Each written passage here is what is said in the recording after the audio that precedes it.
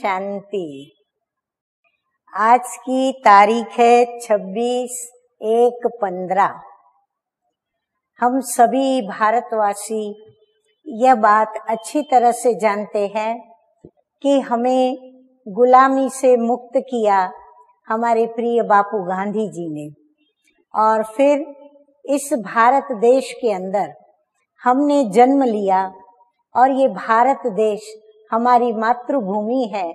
उसके लिए हम सभी भारतवासियों को बहुत गर्व भी है। और इस भारत देश के संचालन हेतु जो भी संविधान बनाए गए, जिनको आज की तारीख से लागू कर दिया गया, तो ऐसे संविधान कैसे संविधान के अंदर चलना विधिवत, जिस विधि से संविधान में चलने से भारत ने सिद्धियों को प्राप्त किया, ये हम सभी अच्छी तरह से जानते हैं।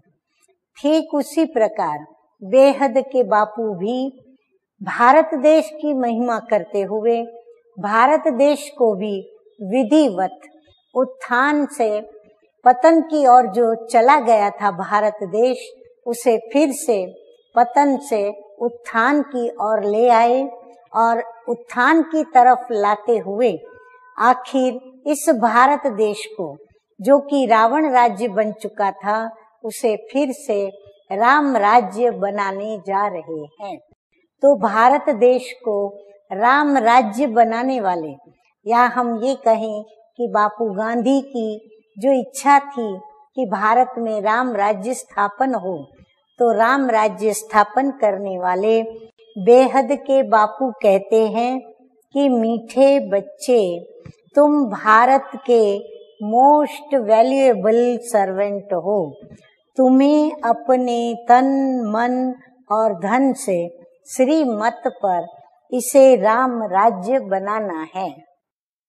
प्रश्न है आज का, सच्ची अलौकिक सेवा कौन सी है जो अभी तुम बच्चे करते हो?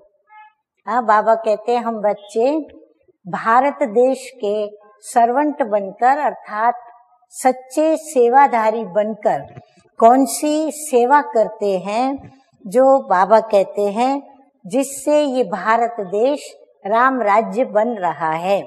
उत्तर है, तुम बच्चे गुप्त रीति से श्रीमत पर पावन भूमि सुख धाम की स्थापना कर रहे हो। यही भारत की सच्ची अलौकिक सेवा है। तुम बेहद बाप की श्रीमत पर सबको रावण की जेल से छुड़ा रहे हो। इसके लिए तुम पावन बनकर दूसरों को पावन बनाते हो। गीत बजा है, नैनहीन को राह दिखाओ प्रभु, पग पग ठोकर खाऊं मैं। तो नैनहीन, हम जो दिव्य नेत्र से अंधे हो चुके थे, तो बाप ने आकर के इन स्थूल नैनों के अलावा जो तीसरा बुद्धि रूपी नैन जो बंद हो चुका था, फिर से ज्ञान का प्रकाश दे करके और हमारे नैन खोल दिए, जिससे हमें अपनी मंजिल भी दिखाई पड़ती है और हम राह को भी स्पष्ट देखते हुए श्रीमत पर कदम बढ़ाते आगे बढ़ रहे हैं। तो धारणा के लिए मुख्य सार की दो बातें। नंबर 1 है, जैसे हाईएस्ट बाप दादा सिंपल रहते हैं। हाँ, बाबा सृष्टि पर आते हैं तो जिस तन में आते हैं वो बड़े सादगी से रहते हैं। ऐसे बहुत बहुत सिंपल, निराकारी और निरअहंकारी बन करके रहना है। बाप द्वारा जो फर्स्ट क्लास ज्ञान मिला है उसका चिंतन करना है।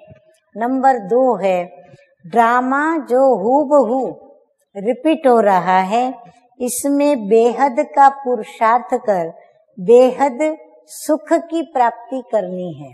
कभी ड्रामा कहकर रुक नहीं जाना है। प्रारब्ध के लिए पुरुषार्थ जरूर करना है। तकदीर या भाग्य ऐसे कहकर माथे पर हाथ रख करके बैठ नहीं जाना है, सुस्त नहीं बन जाना है, लेकिन फिर से खड़े होकर चुस्त बनकर पुरुषार्थ करके अपनी प्रारब्ध फिर से बनानी है। वरदान है आज का। बाबा कहते हैं, कर्मों की गति को जानकर गति सदगति का फैसला करने वाले मास्टर दुख हरता सुख करता भव। अभी तक अपने जीवन की कहानी देखने और सुनाने में बिजी नहीं रहो, बल्कि हरेक के कर्म की गति को जानकर गति सदगति देने का फैसला करो। मास्टर दुख हरता सुख करता का अभी पार्ट बजाओ।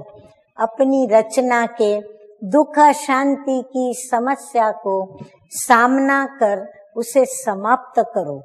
उन्हें महादान और वरदान दो।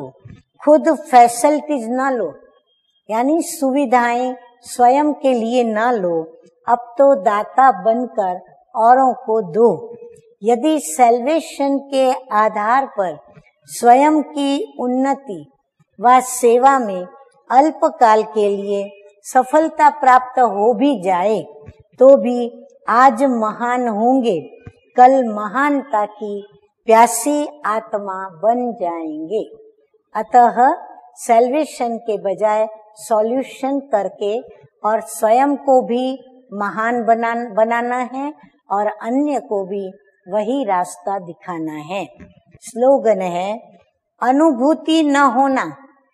हाँ, कईयों को अनुभूतियां बहुत अच्छी होती है, कईयों को अनुभूति नहीं होती। क्यों नहीं होती?